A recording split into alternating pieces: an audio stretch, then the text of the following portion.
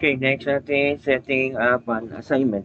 So, pag na-download nyo na ito, ang task sheet natin, babasahin po natin ulit. So, sabi lang dito, add tayo ng activity, assignment. Then, dapat may mga task sheet po na tayo. So, may mga gawa naman na kayo dyan sa ating mga uh, kanya-kanya qualification. So, may brief instruction sa description panel. Then, i-upload natin yung task sheet. Then, lalagyan natin ng submission bin and deadline. Then, both file and online text. And then, save and display. So, pupunta tayo dito.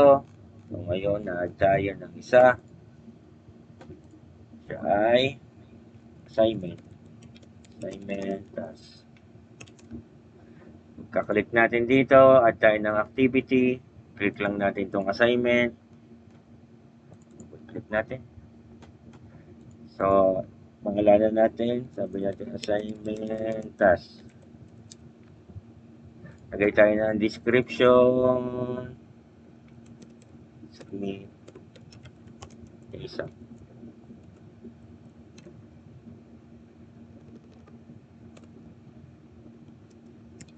PDF format.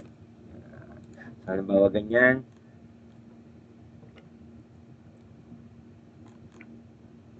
Then, i-upload natin yung task natin. Click lang natin to. Choose tayo ng isang task.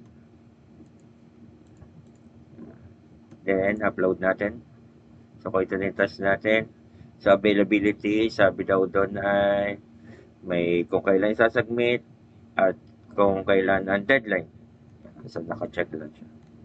So, sabi daw dito, online, both file and online text.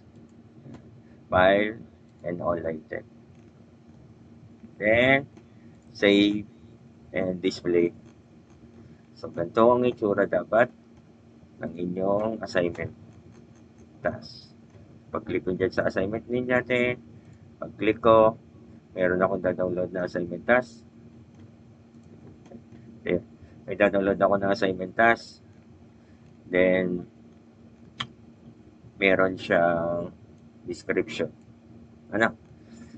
So, ganun lang kadali yung inyong assignment na task.